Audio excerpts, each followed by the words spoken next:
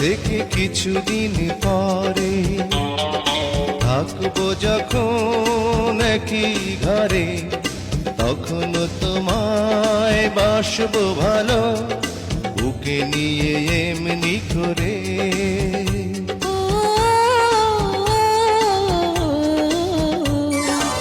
আজ থেকে কিছুদিন